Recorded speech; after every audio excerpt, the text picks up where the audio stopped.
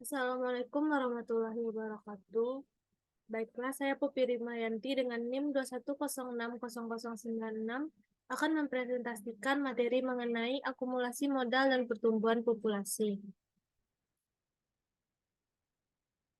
Untuk mengukur pertumbuhan ekonomi, para ekonom menggunakan data produk domestik bruto atau GDP yang mengukur pendapatan total setiap orang dalam perekonomian.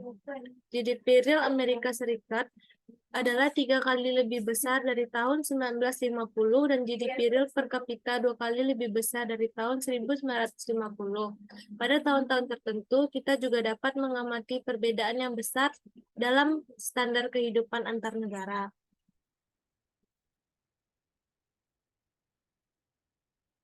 Untuk yang pertama mengenai akumulasi modal. Model pertumbuhan Solow dirancang untuk menunjukkan bagaimana pertumbuhan persediaan modal, pertumbuhan angkatan kerja, dan kemajuan teknologi berinteraksi dalam perekonomian, serta bagaimana pengaruhnya terhadap output barang dan jasa, serta suatu negara secara keseluruhan. Kita akan mengembangkan model ini secara bertahap. Tahap yang pertama adalah mengkaji bagaimana penawaran dan permintaan terhadap barang menentukan akumulasi modal. Dalam tahap ini, kita asumsikan bahwa angkatan kerja dan teknologi adalah tetap. Kemudian kita ubah asumsi-asumsi ini dengan memperkenalkan perubahan-perubahan dalam angkatan kerja dan dengan memperkenalkan perubahan-perubahan dalam teknologi. Penawaran dan permintaan terhadap barang. Penawaran dan permintaan terhadap barang memainkan peranan penting dalam model perekonomian statis. Begitu pula halnya dengan model Solow. Penawaran barang dan fungsi produksi. Penawaran barang dalam model Solow didasarkan pada fungsi produksi yang sudah dikenal, yang menyatakan bahwa output tergantung pada persediaan modal dan angkatan kerja, yaitu Y sama dengan FK kali L. Model pertumbuhan Solow mengasumsikan bahwa fungsi produksi memiliki skala pengembalian konstan atau skala hasil konstan atau constant return to scale. Permintaan terhadap barang dan fungsi. Konsumsi permintaan terhadap barang dalam model Solow berasal dari konsumsi dan investasi. Dengan kata lain, output per pekerja Y merupakan konsumsi per pekerja C dan investasi per pekerja I.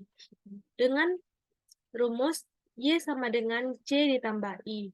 Persamaan ini adalah versi per pekerja dari identitas perhitungan pendapatan nasional untuk suatu perekonomian. Lihatlah bahwa persamaan itu menghilangkan belanja pemerintah yang tujuannya saat ini bisa dihilangkan dan ekspor neto karena kita mengasumsikan perekonomian tertutup.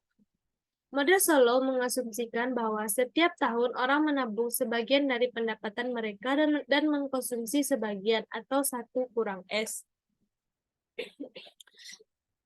Pertumbuhan persediaan modal dan kondisi mapan. Pada setiap momen, persediaan modal adalah determinan output perekonomian yang penting, karena persediaan modal bisa berubah sepanjang waktu dan perubahan itu bisa mengarah ke pertumbuhan ekonomi. Biasanya terdapat 2 kekuatan yang mempengaruhi persediaan modal, yaitu investasi dan depresiasi. Investasi mengacu pada pengeluaran untuk perluasan usaha dan peralatan baru, dan hal itu menyebabkan persediaan modal bertambah. Sedangkan depresiasi atau depreciation mengacu pada penggunaan modal dan hal itu menyebabkan persediaan modal berkurang. Selanjutnya, mengenai tingkat modal kaidah emas membandingkan kondisi mapan. Ketika memilih kondisi mapan, tujuan pembuat kebijakan adalah memaksimalkan kesejahteraan individu yang membentuk masyarakat. Individu itu sendiri tidak peduli pada jumlah modal dalam perekonomian atau bahkan jumlah output. Mereka hanya peduli pada jumlah barang dan jasa yang dapat mereka konsumsi. Jadi, seorang pembuat kebijakan yang jeli akan memilih kondisi mapan dengan tingkat konsumsi tertinggi. Nilai kondisi mapan yang memaksimalkan konsumsi disebut tingkat modal kaidah emas atau golden rule level of capital. Ketika membandingkan kondisi mapan, kita harus ingat bahwa tingkat modal yang lebih tinggi mempengaruhi output dan depresiasi. Jika tingkat modal berada di bawah tingkat kaidah emas, maka kenaikan persediaan modal akan meningkatkan output lebih banyak ketimbang depresiasi, sehingga konsumsi meningkat. Pada tingkat modal kaidah emas, produk marginal modal sama dengan tingkat depresiasi. Mengenai transisi menuju kondisi mapan kaidah emas. Yang pertama, memulai dengan terlalu banyak modal. Pertama-tama, mari kita telaah kasus di mana perekonomian dimulai pada kondisi mapan dengan lebih banyak modal ketimbang yang harus dimilikinya. Dalam kondisi mapan kaidah emas, dalam kasus ini, pembuat kebijakan harus mengeluarkan kebijakan yang bertujuan mengurangi tingkat tabungan untuk menurunkan persediaan modal. Anggaplah kebijakan ini berhasil pada suatu titik. Sebut saja waktu tingkat tabungan turun ke tingkat yang secara berangsur-angsur menuju kondisi mapan kaidah emas. Yang kedua yaitu memulai dengan terlalu sedikit modal. Ketika perekonomian dimulai dengan modal yang lebih kecil daripada dalam kondisi mapan kaidah emas, pembuatan kebijakan harus menaikkan tingkat tabungan untuk mencapai kaidah emas. Kenaikan tingkat tabungan pada waktu menyebabkan penurunan konsumsi dan kenaikan investasi. Memang selama investasi yang lebih tinggi akan menyebabkan persediaan modal naik. Ketika modal terakumulasi, output konsumsi dan investasi secara bertahap naik dan akhirnya mendekati tingkat kondisi mapan yang baru. Karena kondisi mapan semula berada di bawah kaidah emas, maka kenaikan tabungan akhirnya menyebabkan tingkat konsumsi yang lebih tinggi ketimbang yang telah dicapai sebelumnya. Kenaikan tabungan yang mengarah ke kondisi mapan kaidah emas meningkatkan kesejahteraan ekonomi. Hal itu pada akhirnya memang terjadi karena tingkat konsumsi pada kondisi mapan memang lebih tinggi. Tetapi untuk mencapai kondisi mapan yang baru, itu membutuhkan periode awal di mana konsumsi harus dikurangi. Ingatlah kebalikan dari kasus ketika perekonomian dimulai di atas kaidah emas. Jadi, ketika memilih apakah akan meningkatkan akumulasi modal, para pembuat kebijakan menghadapi dilema trade-off di antara kesejahteraan generasi yang berbeda, pembuatan kebijakan yang lebih peduli pada generasi sekarang ketimbang generasi mendatang mungkin tidak akan memutuskan untuk mencapai kondisi mapan kaidah emas. Sebaliknya, pembuat kebijakan yang peduli terhadap seluruh generasi akan memilih mencapai kaidah emas. Meskipun generasi sekarang akan mengkonsumsi lebih sedikit, namun jumlah generasi mendatang yang tidak terbatas akan mendapatkan manfaat dengan bergerak menuju kaidah emas. Jadi, akumulasi modal yang optimal sangat bergantung pada bagaimana kita memperhatikan kepentingan generasi sekarang dan generasi mendatang. Kaidah lain melakukan hal yang sama. Jika kita memegang teguh nasihat ini, kita akan memberikan perhatian yang sama pada seluruh generasi. Dalam hal ini adalah optimal untuk mencapai tingkat modal kaidah emas, itulah mengapa kaidah ini disebut dengan kaidah emas. Yang kedua yaitu mengenai pertumbuhan populasi. Model Solow dasar menunjukkan bahwa akumulasi modal dengan sendirinya tidak bisa menjelaskan pertumbuhan ekonomi yang berkelanjutan. Tingkat tabungan yang tinggi menyebabkan pertumbuhan yang tinggi secara temporer, tetapi perekonomian pada akhirnya mendekati kondisi mapan, di mana modal dan output konstan. Untuk menjelaskan pertumbuhan ekonomi berkelanjutan yang kita amati di sebagian besar belahan dunia, model Solow harus diperluas agar mencakup dua sumber lain dari pertumbuhan ekonomi, pertumbuhan populasi, dan kemajuan teknologi. Dalam bagian ini, kita akan menambahkan pertumbuhan populasi ke dalam model. Kondisi mapan dengan pertumbuhan populasi. Perekonomian akan berada dalam kondisi mapan jika model per pekerja tidak berubah. Seperti sebelumnya, kita tentukan nilai kondisi mapan untuk sebagai K. Jika K lebih kecil daripada maka investasi lebih besar daripada investasi pulang pokok sehingga akan naik. Jika K lebih besar, maka investasi lebih kecil daripada investasi pulang pokok, sehingga K turun. Dalam kondisi mapan, dampak positif investasi terhadap persediaan modal per pekerja akan menyeimbangkan dampak negatif depresiasi dan pertumbuhan populasi, yaitu pada K, AK sama dengan 0 dan IK, NK. Sekali perekonomian berada dalam kondisi mapan, investasi memiliki dua tujuan. Sebagian dari perekonomian itu atau DK akan mengganti modal yang terdepresiasi dan sisanya NK memberi modal untuk para pekerja baru.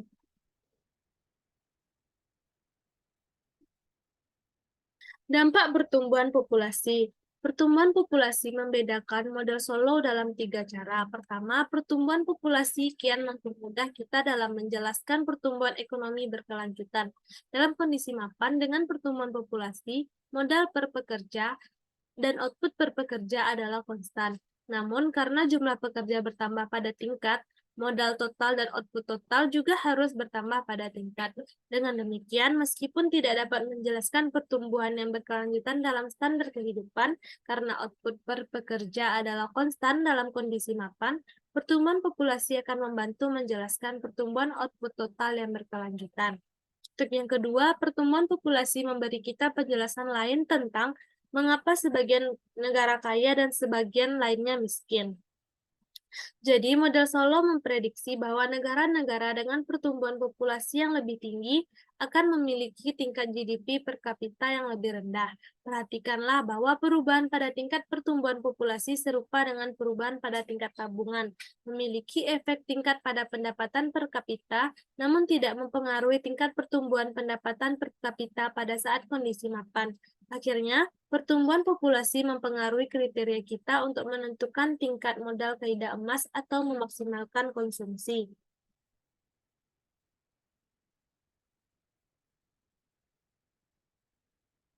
Mengenai materi yang ketiga, yaitu pandangan alternatif pada pertumbuhan populasi. Model pertumbuhan Solow menekankan interaksi antara pertumbuhan populasi dan akumulasi modal.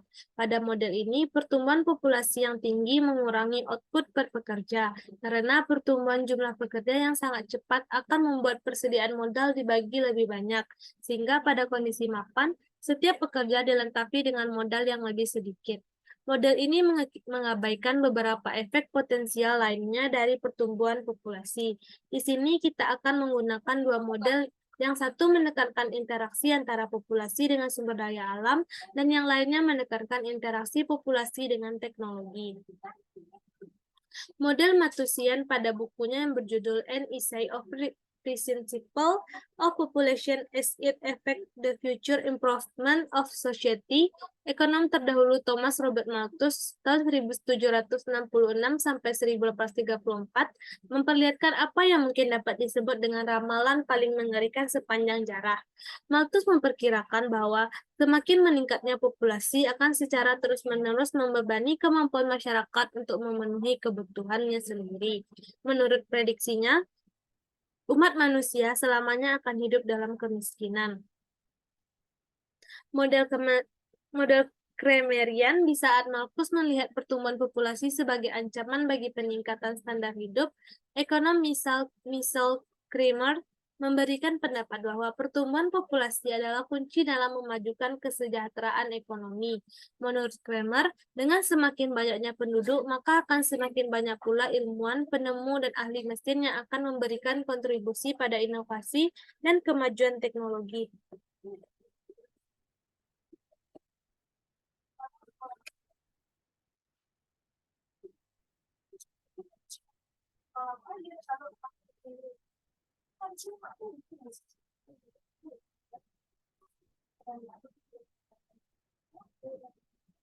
Model pertumbuhan Solow menunjukkan bahwa dalam jangka panjang, tingkat tabungan perekonomian menunjukkan ukuran persediaan modal dan tingkat produksinya. Semakin tinggi tingkat tabungan, semakin tinggi pula persediaan modal dan semakin tinggi tingkat output. Dalam model Solow, kenaikan tingkat tabungan memiliki efek tingkat pada pendapatan per kapita. Dengan munculnya periode pertumbuhan yang cepat, tetapi akhirnya pertumbuhan itu melambat ketika kondisi mapan yang baru dicapai. Jadi, meskipun tingkat tabungan yang tinggi menghasilkan tingkat output kondisi mapan yang tinggi, tabungan itu sendiri tidak dapat menghasilkan pertumbuhan ekonomi yang berkesinambungan. Tingkat modal yang memaksimalkan konsumsi pada kondisi mapan disebut dengan tingkat kaidah emas. Jika perekonomian memiliki lebih banyak modal daripada dalam kondisi mapan kaidah emas, maka mengurangi tabungan akan meningkatkan konsumsi di seluruh titik waktu. Sebaliknya, jika perekonomian memiliki lebih sedikit modal dalam kondisi mapan kaidah emas, maka untuk mencapai kaidah emas investasi perlu ditingkatkan dan dengan demikian konsumsi yang lebih rendah untuk generasi sekarang. Model Solow menunjukkan bahwa tingkat pertumbuhan populasi dalam perekonomian adalah determinan jangka panjang lain dari standar kehidupan. Berdasarkan model Solow, semakin tinggi tingkat pertumbuhan populasi, semakin rendah tingkat output dan tingkat modal per pekerja. Teori lain melihat efek lain dari pertumbuhan populasi, seperti Malthus memperlihatkan pertumbuhan populasi akan membebani sumber daya alam yang diperlukan untuk memproduksi makanan. Sementara Kramer menunjukkan bahwa populasi yang besar bisa meningkatkan kemajuan teknologi. Itu merupakan pendapat dua ahli yang sama-sama berpendapat berbeda mengenai pertumbuhan populasi.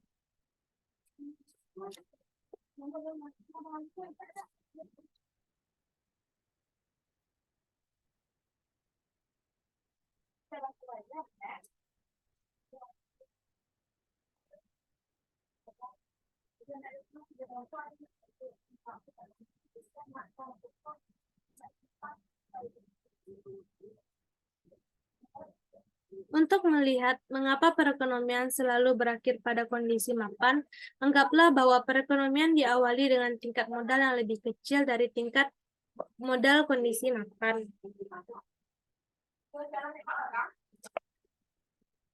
Seperti tingkat K1. Sepanjang waktu, persediaan modal akan naik dan akan terus naik bersamaan dengan output, sampai mendekati kondisi mapan. Demikian pula, anggaplah bahwa perekonomian dimulai dengan tingkat modal yang lebih besar dari tingkat modal kondisi mapan, yaitu tingkat K2. Dalam hal ini, investasi lebih kecil daripada depresiasi. Modal akan habis dipakai lebih cepat ketimbang penggantinya. Persediaan modal akan turun yang sekali lagi mendekati tingkat kondisi mapan. Sekali persediaan modal mencapai kondisi mapan, investasi sama dengan depresiasi dan tidak ada tekanan terhadap persediaan modal untuk naik atau turun.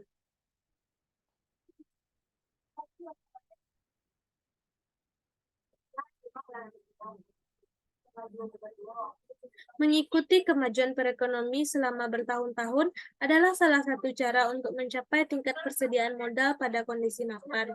Tetapi, ada cara lain yang memerlukan lebih sedikit perhitungan.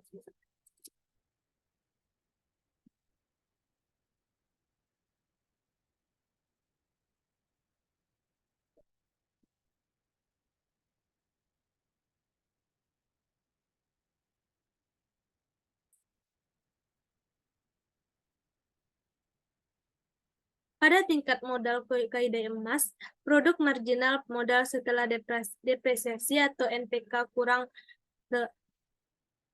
8 sama dengan 0. Sebagaimana yang dilihat, pembuatan kebijakan bisa menggunakan kondisi uni untuk mencari persediaan modal kaidah emas dalam perekonomian. Dalam perekonomian tidak secara otomatis terdorong ke arah kondisi mapan kaidah emas. Jika menginginkan persediaan modal pada kondisi mapan tertentu, maka membutuhkan tingkat tabungan tertentu untuk mendukungnya. Jika tingkat tabungan lebih tinggi ketimbang tingkat tabungan yang disajikan, maka persediaan modal pada kondisi mapan akan terlalu tinggi. Jika tingkat tabungan lebih rendah, maka persediaan modal pada kondisi mapan akan selalu rendah. Demikian pula konsumsi pada kondisi mapan juga akan lebih rendah ketimbang konsumsi pada kondisi mapan kaidah emas.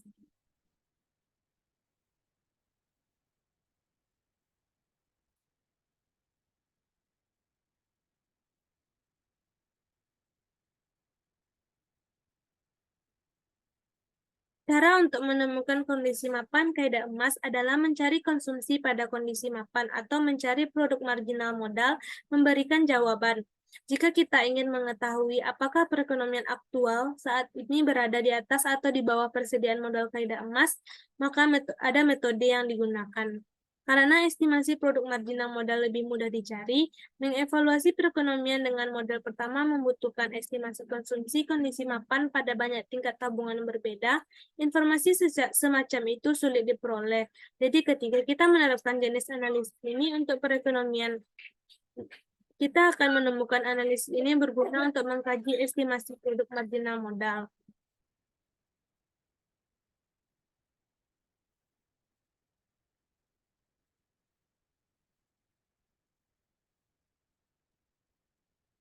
Ketika memutuskan apakah akan berupaya mencapai kondisi mapan kaidah emas, maka para pembuat kebijakan harus memperhitungkan bahwa konsumen sekarang dan konsumen masa depan tidak selalu orang yang sama.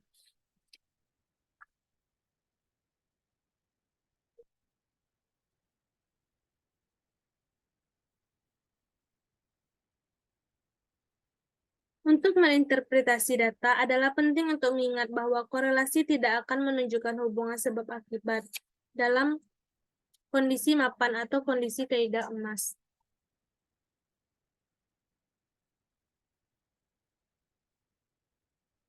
Menurut Kramer, pada wilayah yang paling sukses di dunia pada tahun 1500-an ketika Columbus membangun kembali kontak teknologi adalah peradaban dunia lama yang mencakup wilayah Eurasia, Afrika. Selanjutnya, yang maju dalam hal teknologi adalah peradaban Maya dan Aztec di Amerika, diikuti oleh bangsa pemburu dan pengumpul makanan di Australia, lalu manusia primitif Tasmania yang bahkan tidak mengetahui cara menyalakan api, dan kebanyakan peralatannya terbuat dari batu dan tulang. Wilayah terisolasi dengan penduduk paling sedikit adalah Pulau Flinders, pulau kecil di antara Tasmania dan Australia. Dengan lebih sedikit penduduk yang memberikan kontribusi pada penemuan baru, Pulau Flinders mengalami tingkat kemajuan teknologi yang paling rendah, bahkan sepertinya mengalami kemunduran teknologi. Sekitar tahun 3000-an sebelum Masehi, umat manusia di Flinders yang pun mengalami kepunahan total.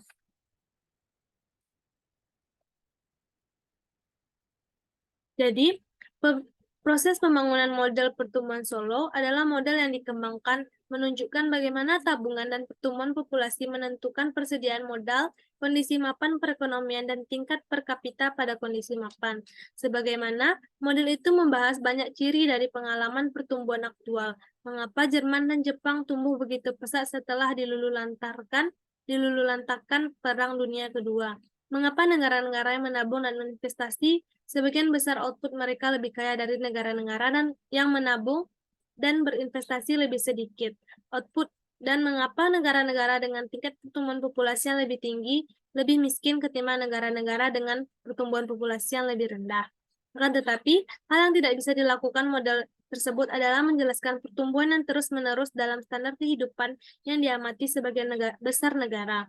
Dalam model yang sekarang, ketika perekonomian mencapai kondisi mapannya, output pekerja berhenti bertambah. Untuk menjelaskan pertumbuhan tersebut, kita perlu memasukkan kemajuan teknologi ke dalam model ini. Baiklah, sekian presentasi materi pada kesempatan kali ini. Terima kasih. Wassalamualaikum warahmatullahi wabarakatuh.